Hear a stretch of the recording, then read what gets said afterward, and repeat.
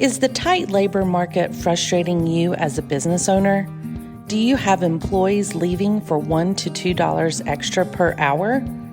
Mako RX Complete Care is a quality healthcare solution that has allowed businesses to recruit and retain employees. To learn how Mako RX can help your business stay competitive, visit mako-rx.com or call 855-562-5679. Mako RX, Healthcare Simplified.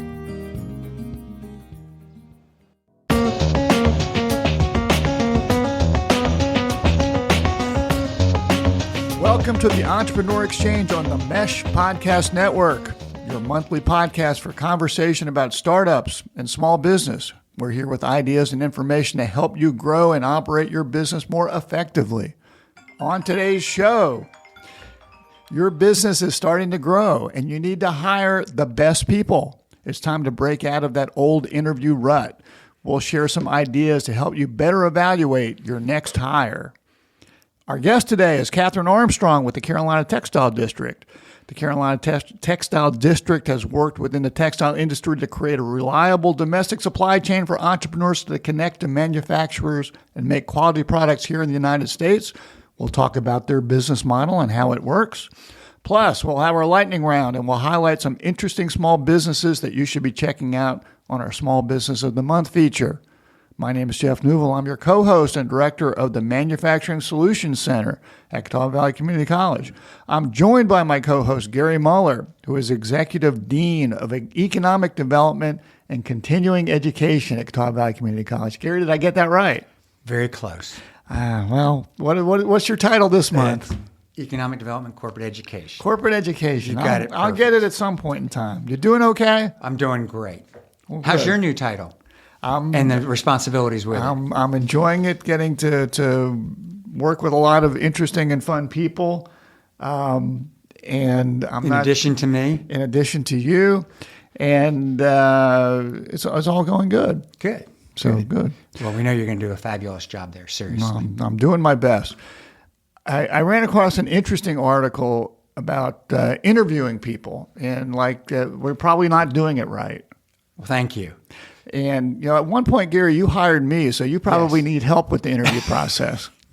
That's one of my proudest moments. Okay. Well, Adam Bryant in this article was writing about different ways to make the process better at evaluating people, trying to get out of the ruts and assessing the candidate's curiosity by just getting out of the meeting room and walking through the facility or the office and avoiding standard interview questions.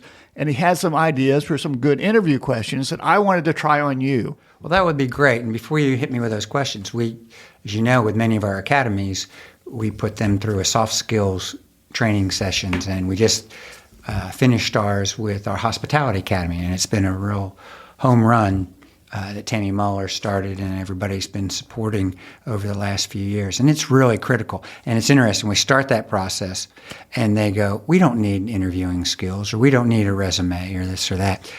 But over that 4 or 5 weeks that we're working with them or with Tammy and her team's working with them, they come up and say, this was an amazing experience. And so it is critical to for the interviewee, the folks looking for a job, but it is also just as critical for us looking for good talent that we make sure we do have the right questions. So we cut down on the number of folks that may have slipped through the cracks that we didn't ask the right questions. Well, and sometimes we always ask the same questions. Yep. We might ask, what do you want to do in 5 years, or different things. So there's some different questions Yep. that Mr. Bryant suggested that we think about. So, like, one question is, what is your natural strength? And he said, really, what's your ninja skill? What are you going to bring to our organization that's really your best strength? So how would you answer that question, Gary? My passion. Your passion.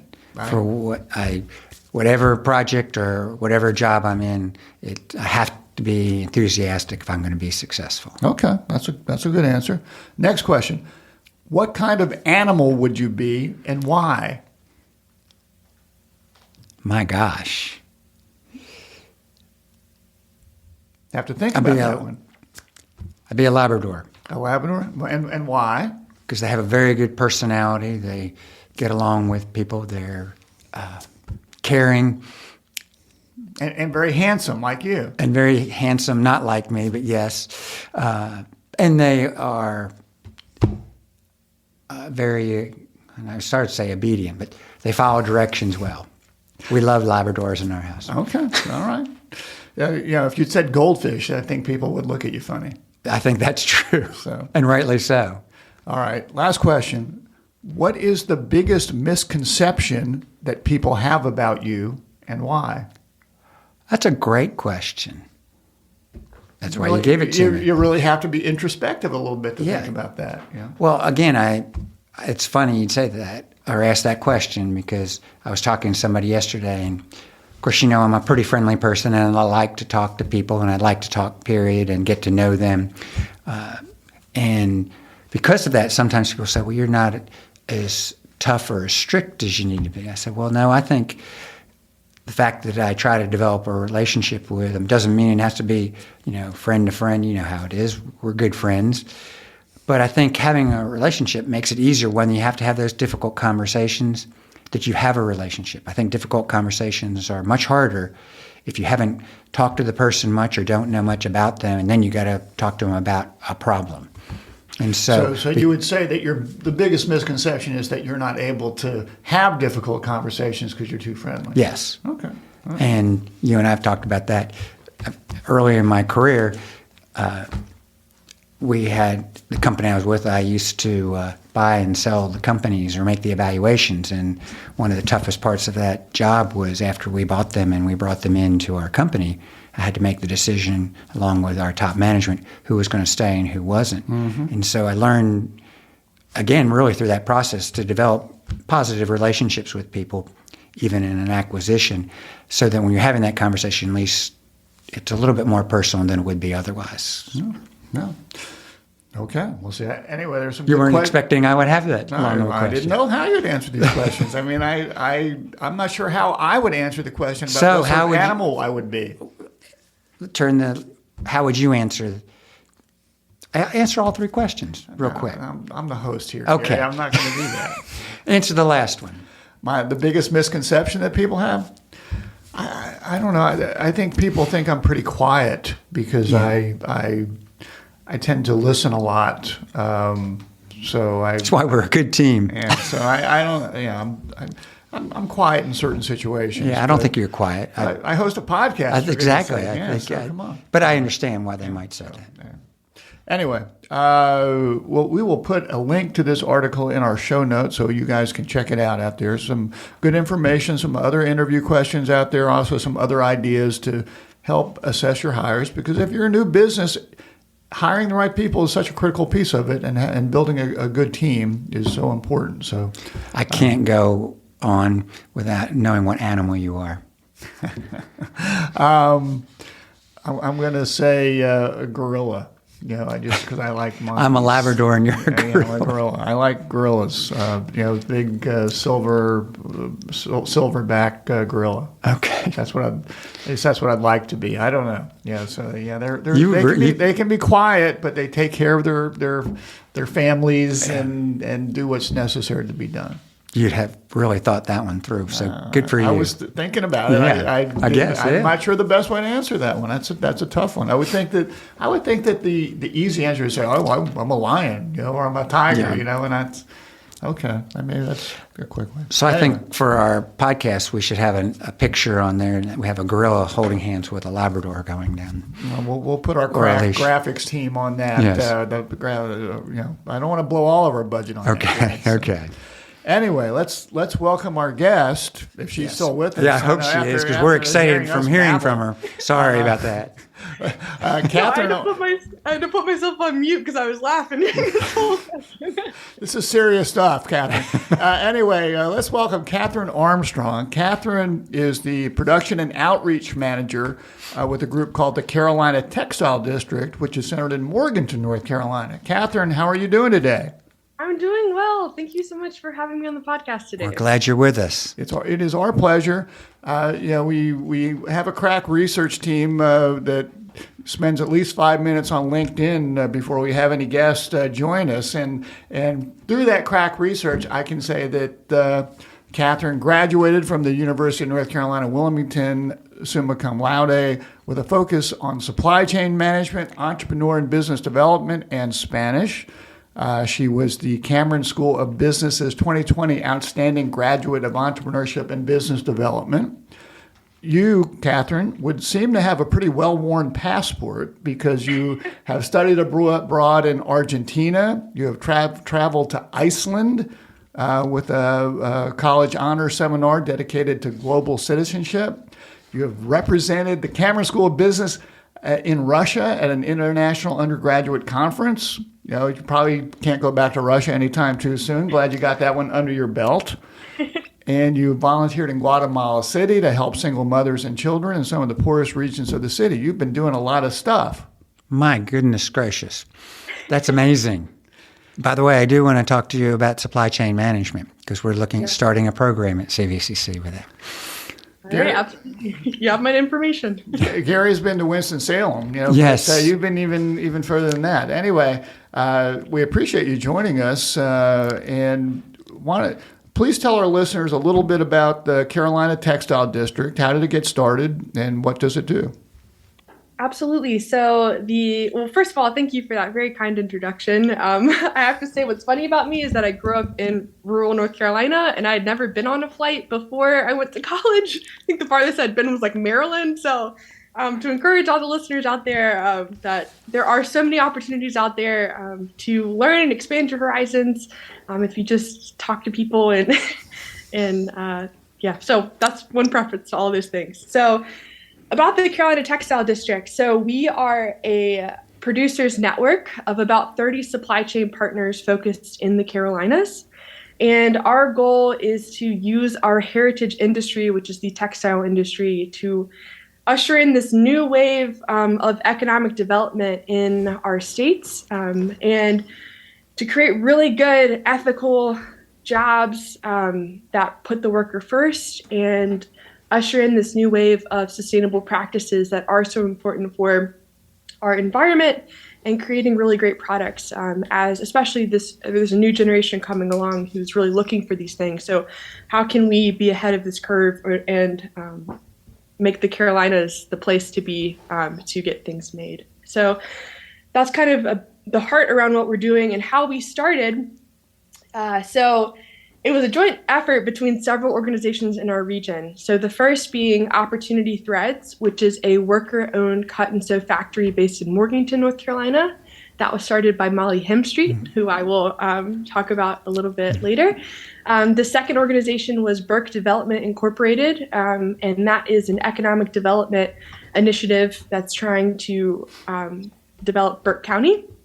And then the third key piece to this equation was the Manufacturing Solutions Center, which Jeff knows quite well. And how it started is these three entities were receiving countless phone calls every week from entrepreneurs who were looking to get things made in the Carolinas. And they realized that we needed some type of central intake system for these entrepreneurs to be able to do this most effectively. So the Carolina Textile District was born from that conversation and has since evolved into this entity that's really trying to revitalize the industry and solve problems that our producers see in the industry so that we can do it most effectively. It's a little bit about us. That sounds good. And now tell us a little bit about what your role is with the Carolina Textile District. Absolutely. So my role is I focus on our production runs for Collection, which is the brand of the Carolina Textile District partners. So I work on getting products made here in Western North Carolina and then shipped to other parts of the country. And I also work in some marketing and branding. I work on marketing and branding initiatives for Material Return, which is an enterprise within the Industrial Commons and the Carolina Textile District. And then I also handle membership for the Carolina Textile District. And how many members does the Carolina Textile District have? So we currently have around 30 members, and then we have a referral network of upwards of 300 partners. And I probably should know these things, Catherine, but are all these North Carolina and South Carolina companies? What's the geographic footprint? The main geographic footprint is actually within 75 miles, which is exciting. Now, there are a couple outliers. We have one firm in Pennsylvania that is a part of the district, but I mainly in the Carolinas where we're centralized. Whereabouts in Pennsylvania? That is a good question. Off the top of my head, I don't want to give you the wrong answer, okay. So I may not answer the question. I grew up in Pennsylvania. That was just why I asked the question. Amazing. So tell us a little bit about what services the Carolina Textile District offers. Is it a soup to nuts type thing, and what services are out there? Sure. So there's kind of two answers to this question. So there's the entrepreneur side of our operation, and then there's the producer side. So from the entrepreneur's perspective, they can come to us and fill out this little form on our website, and they will be connected to our client intake manager, who will help them get connected with the education and training that they need in order to be successful, because that was one key problem that our founding team saw, was that entrepreneurs were coming here with their excitement and their wonderful ideas and the problem that they saw in the industry that they wanted to solve, but they just didn't necessarily have the experience to be able to make it in the most efficient way possible. And so we created a whole 3-day workshop called Sewn Goods 101 that takes entrepreneurs through every step of the process, from materials procurement to pattern making to finding your supply chain to tags and what you legally have to have on tags to sell products in the United States, and packaging and everything in between. So if an entrepreneur comes to us and this is their first time undertaking a project like this, we direct them to Sewn Goods, and then they get educated on everything they need to know. And then once they have all of those core pieces to producing things, we will then connect them to our sourcing database. So we have a database of thousands and thousands of materials that they can be connected with, and those organizations that produce those things. And then we also have our core group of supply chain partners that we can connect them with. And then we also have this referral network of 300 people that we can also connect them with to get their products made. So the short answer for entrepreneurs is education, sourcing assistance, and helping them connect with and build their local supply chain here in the Carolinas. We also have this whole resource and programmatic work for our producers. So twice a year, our members get together and we talk about problems that we see in the industry. And one of those big problems was a lack of skilled labor, because we have told people not to get into manufacturing for 30 years. And so we're entering this phase where we don't have people who are skilled in sewing. And so we may have these amazing contracts coming in, but just not the labor force to be able to tackle those things. So we started an industrial sewing training program where it's a 96-hour course in collaboration with Western Piedmont Community College. So you leave this course with a certificate of completion and this list that you can bring to a manufacturing center on all of the things that you know how to do, this checklist. And the majority of these classes end up being a direct pipeline to a job with some of our partners, which is so exciting. So labor force, that's a problem that we're addressing. Something else is that contracts. So actually getting work and maintaining your lines. We have all these entrepreneurs coming in, and we have this place where we connect our producers with these entrepreneurs for small contracts to help them pick up work if they need it. And then we also figured out how to facilitate really large shared contracts. So as you know, if you are familiar with textile manufacturing, kind of how you survive is through high volume. And oftentimes small family operations aren't able to pick up those large contracts. So a key example of this is during the pandemic, when everybody else's lines were shutting down, the Carolina Textile District secured a contract for the state of North Carolina to produce masks for every daycare in the state of North Carolina. And we ended up figuring out how to coordinate 60 manufacturing partners to produce 700,000 masks and gowns, and ended up paying over $4 million into our community during the pandemic when everything else was kind of shutting down. Mm-hmm. So shared contracts, and that's kind of a good example of our motto, which is being big by being small together. And then kind of the third piece of what we're doing is the sustainability piece. So our partners at one of the gatherings, they were discussing on how there's this huge amount of textile waste that's produced from all of their factories, whether it's cutting waste or, if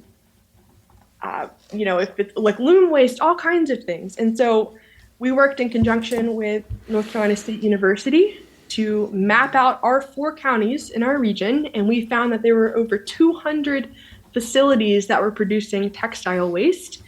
And from that map, we had a meeting of the minds, and everybody got together and figured out what the missing piece was to be able to recycle textile waste. And then Material Return, one of our enterprises, was born from that conversation. And so they offer recycling services for cut and sew factories, but also for brands to be able to make new yarn from their waste streams. So we do a lot of things. And we're trying to address a lot of big issues in the industry. But as I mentioned before, kind of our goal is to revitalize the industry and support the industry so that it can come back and be super sustainable. How many people are working with you to pull this all together and coordinate it? That's a lot of stuff, as you said. It is a lot of stuff. So we are a part of the Industrial Commons, which I can speak to more. But in total, there's about 26 of us across enterprises, and we work really closely together to make all of these things happen. So we don't have an in-house accounting firm or in-house accounting, but we coordinate with Good Books, which is our woman-owned bilingual bookkeeping service that's part of the Industrial Commons. And maybe it'll be helpful if I could also give some framing information about what the Industrial Commons is, if that's helpful. Well, talk a little bit about the Industrial Commons and sort of because it's very interwoven with what you do there. You see what I did there with interwoven? You get that? Got it. You did. Yeah. You're so close. That's why you're in charge. Yeah. That was a professional podcast. Yeah, exactly. He is the Johnny Carson of podcasts. It's a big box. Of course, she's young. She may not even know who Johnny Carson is. Probably not, Gary. So talk a little bit about the Industrial Commons and how that works with Carolina Textile District and other ventures that you and your organization are really building something there. Yeah, so the Industrial Commons is a nonprofit organization that is solely focused on developing rural North Carolina, and specifically starting with Burke County.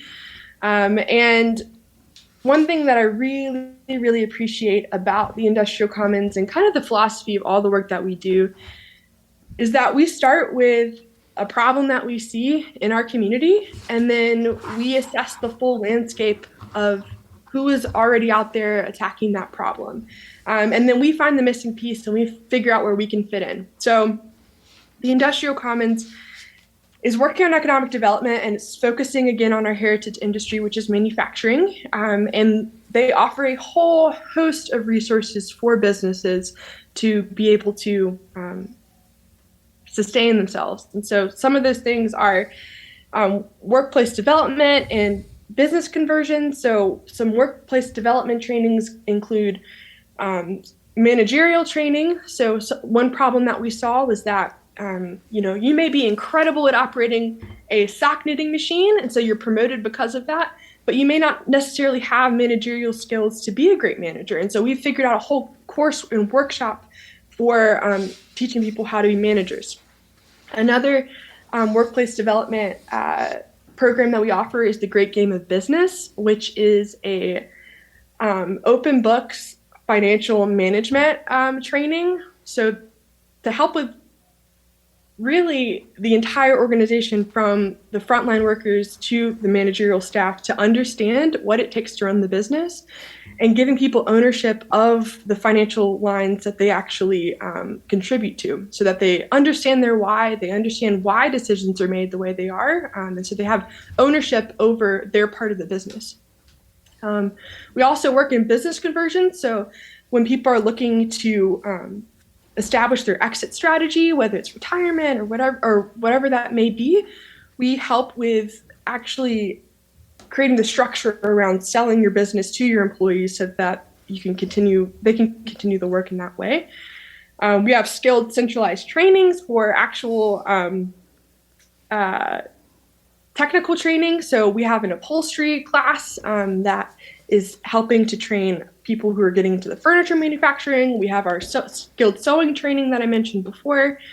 We have a whole host of work around connecting youth with opportunities in Burke County, because Burke County has one of the highest percentages of opportunity youth in the state, which is a statistic that represents kids who don't make the transition into any type of education after high school with either community college or a four-year institution, or don't even make the transition into full-time employment. So we're helping bridge that gap with internship programs and all kinds of things where we connect businesses in the area with this potential workforce. And then we also have an art program where we're reaching kids that are in the elementary to middle school range, where we're teaching them about really interesting topics through art.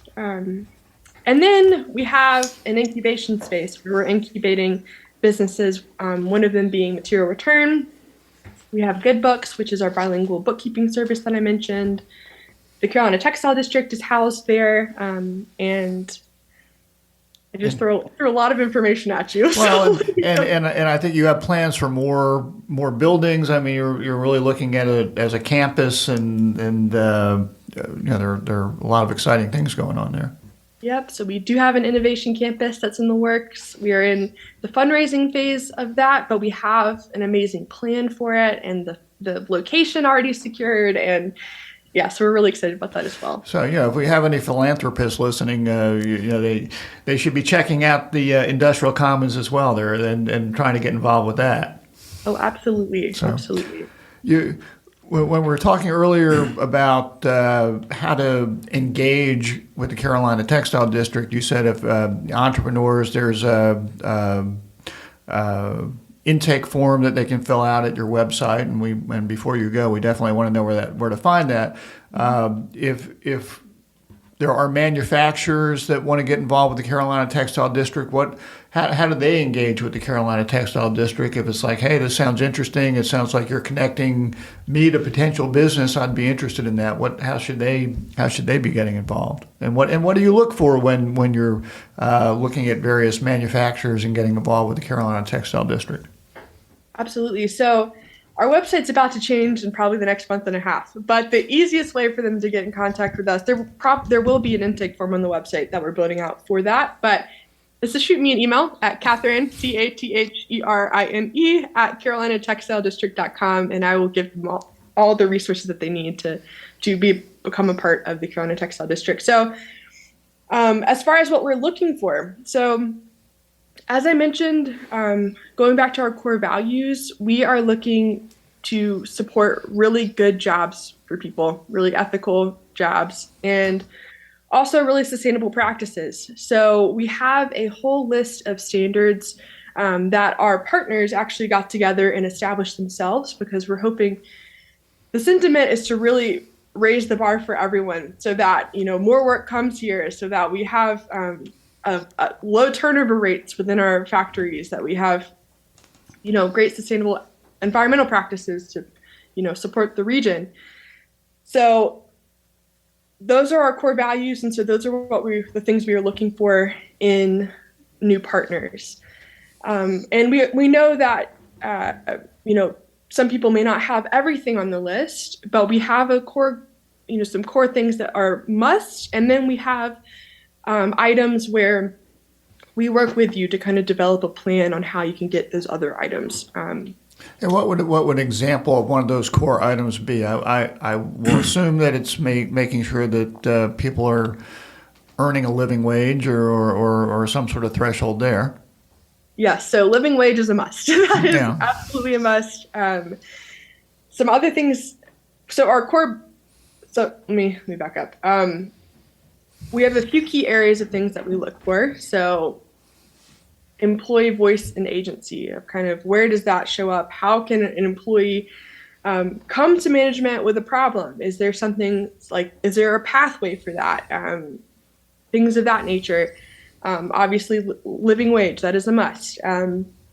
Environmental stewardship, there's a lot of things surrounding your facility and easy entry points into environmental sustainability.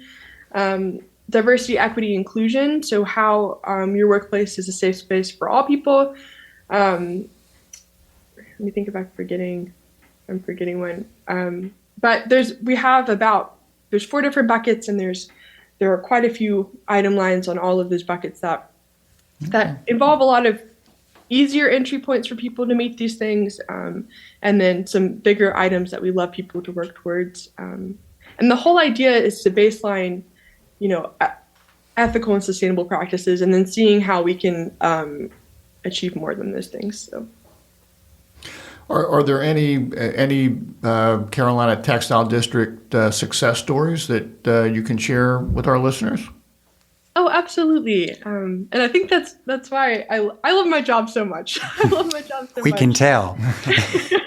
I really do. So one really fun project that came from the district. So Material Return, I mentioned them before. They are our enterprise that can recycle textile waste and then create new yarn from those waste streams.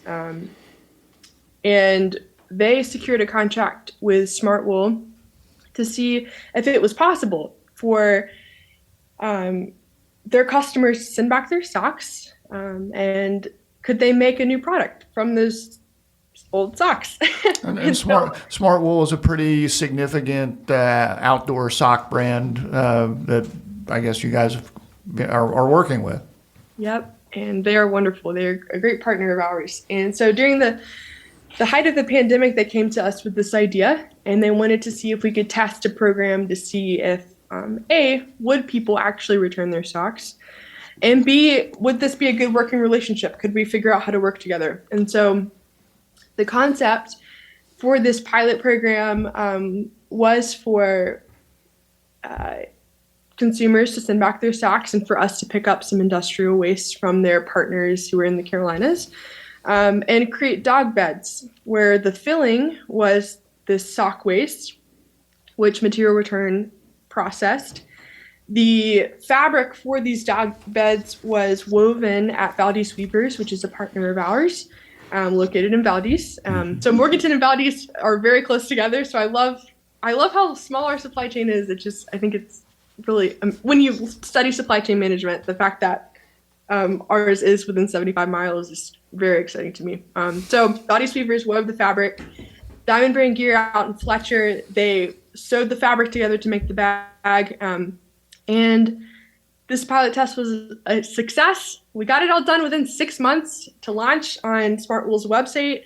They launched around 800 800 dog beds. And this ended up using about 8,000 pounds of Smart Wool waste. And yeah, it was a really incredible project to kind of show that the district is very resilient, even during an international pandemic, and the fact that we were able to pull this off in such a short period of time.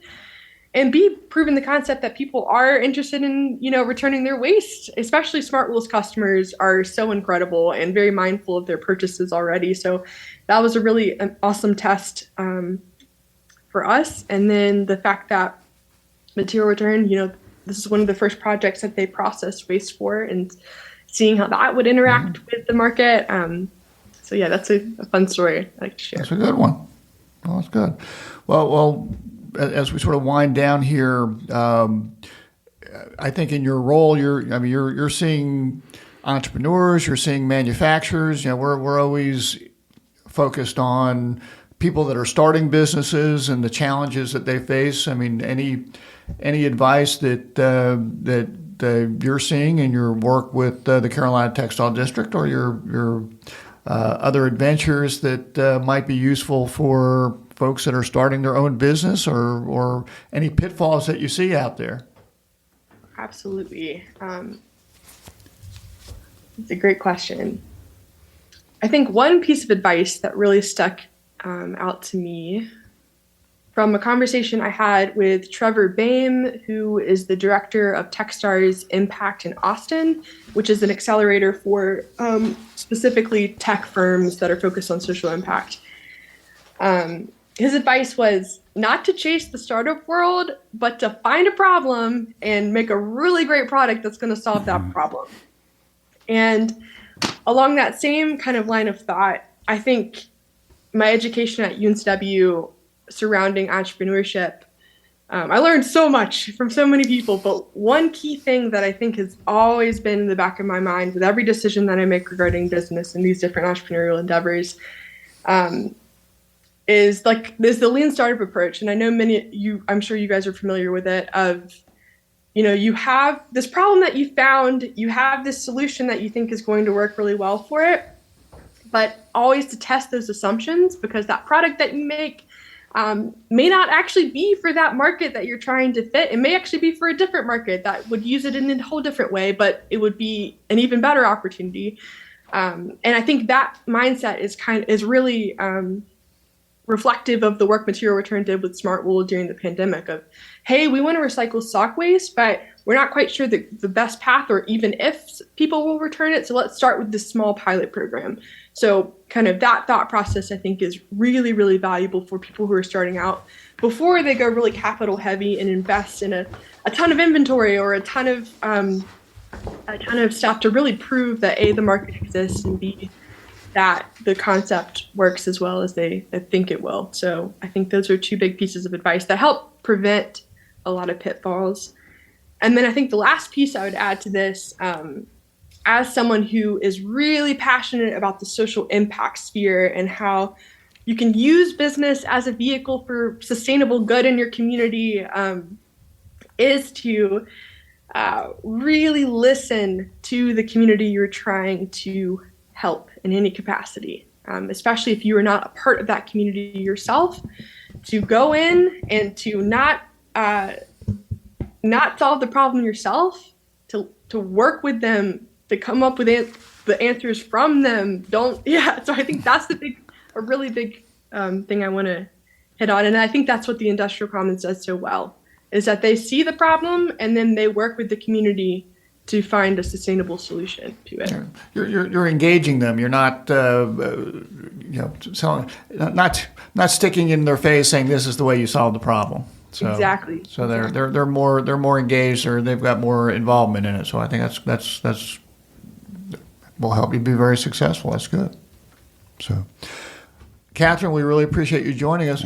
We're going to do our lightning round with you, but before we get started with that, we're going to thank our sponsor, Mako RX. Is the tight labor market frustrating you as a business owner? I think we're talking about that today. Do you have employees leaving for $1 or $2 extra per hour? Mako RX Complete Care is a quality healthcare solution that has allowed businesses to recruit and retain employees. To learn how Mako RX can help your business stay competitive, visit mako-rx.com or call 855-562-5679. Mako RX, Healthcare Simplified. And it's Mako like the shark. Maybe that's, maybe I should have been thinking about the shark as the animal.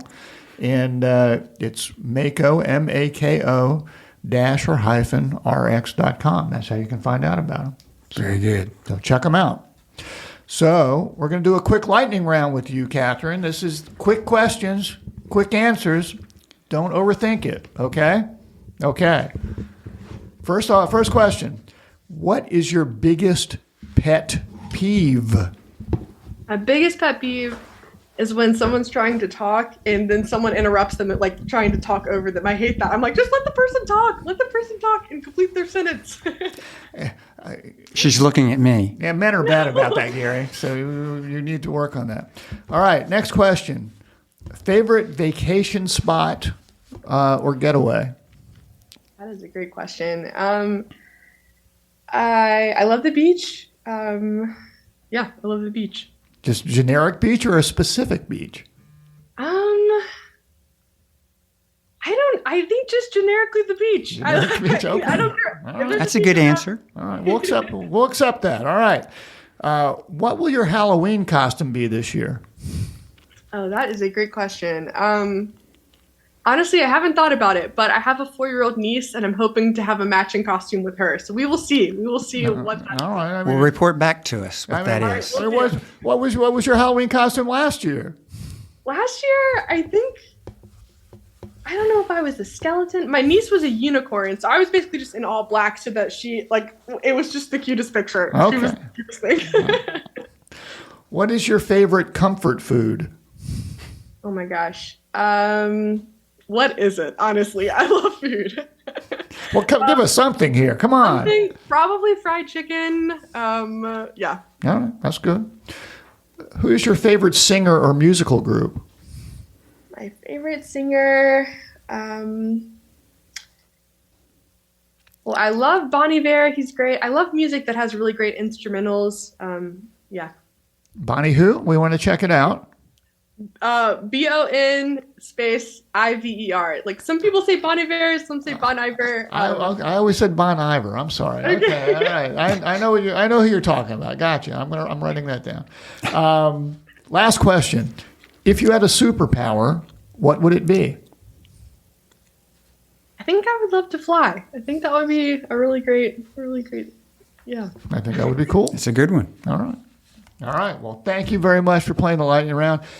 You give us your contact information again, and if people want to find out more about the Carolina Textile District, where should they be looking? So my contact information is Catherine, CATHERINE, at carolinatextiledistrict.com. That's the best way to reach me. And then as far as if you want to learn more about the Carolina Textile District, go to our website. There's a lot of really good resources on that site. And if you're an entrepreneur, that's where you will find our intake form, which is, I think, at the top right. It's a little button. You should see it there. And that's just at carolinatextiledistrict.com. Yep, that's correct. Okay. Well, super. Well, thank you so much for joining us. We really appreciate this. You're doing great work, and Carolina Textile District.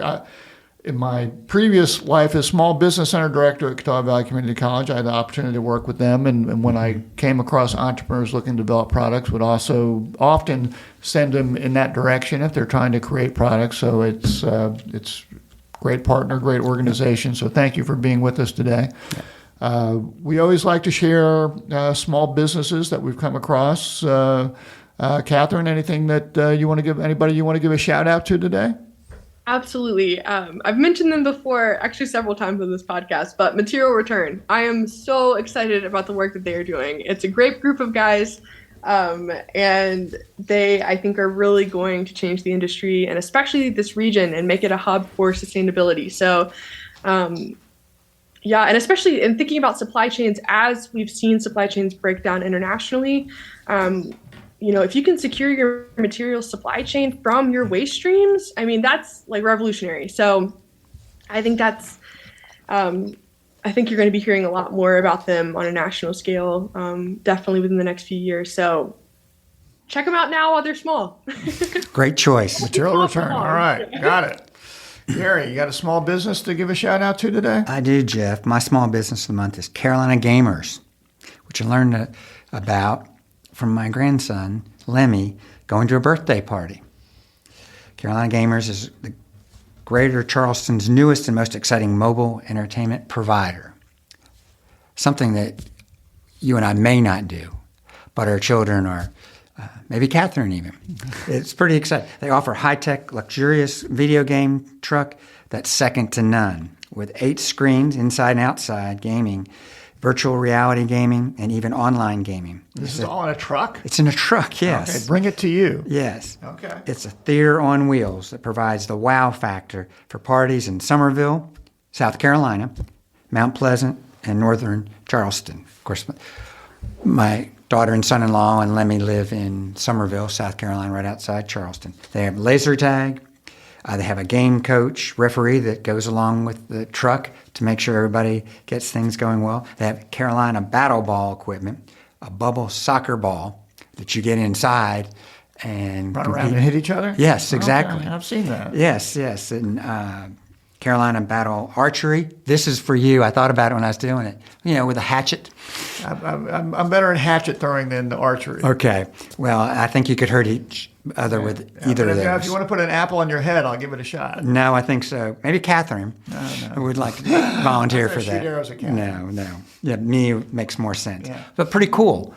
I mean, it's you think about that and say, that's really, I think it's a rather expensive birthday party. So I was glad Lemmy was going to it as opposed to them offering that. Come on, Grandpa. You can afford it. Come I on. know. It does sound really cool. So I'm excited about it. All right. Carolina Gamers. Carolina Gamers in Summerville and northern Charleston, South Carolina. Very good. Well, I was actually my small business of the month. I was visiting some friends down in Greenville, South Carolina, and my friend has a certain place that he gets his hair cut when he goes every time, and he dragged me with him. Frank's Gentleman's Salon in Greenville, South Carolina, which was founded in 2012. It is just a classic men's barbershop. It's a space dedicated for men's detailed haircuts, razor shaves. They do brow waxing. They do manicures, pedicures, facials, beard facials, neck and shoulder massages, scalp massages, shoe shines. They do it all. They have a man cave. They serve beverages. While you're waiting, you can have a beer. You can have a little bit of bourbon. My buddy, who was getting his hair cut, was sipping on bourbon at 9 in the morning. Not a little early for me, but it was a Saturday. Did you have to help him outside? I think I had After it was coffee. over? No, he can take plenty of bourbon. Don't worry. Started in Greenville. They now have locations in Greenville, Columbia, South Carolina, Charleston, South Carolina, and Denver, Colorado. And as Joe Bob would say, check it out at www.frankssalon.com. Sort of an interesting little franchise. It's growing, and I had a nice time when I visited. Anyway. Very good. If you have a suggestion for our Entrepreneur Exchange Small Business of the Month, you can email them to us at eexchange@themesh.tv. And if we use yours on the show, we'll send you a prize pack. Catherine, we want to thank you for joining us today. We really enjoyed the opportunity to chat with you, so thank you so much. Thank you I both. look forward to talking to you in the future. That sounds great. We want to thank our hosts and friends at the Mesh Podcast Network. They're doing a lot of fun podcasts that you can check out at themesh.tv. And we, of course, want to thank Mako RX for supporting our podcast. And check them out at www.mako-rx.com. We look forward to seeing everybody again next month as we get into the fall. So take care, and we'll talk to you soon. Take care.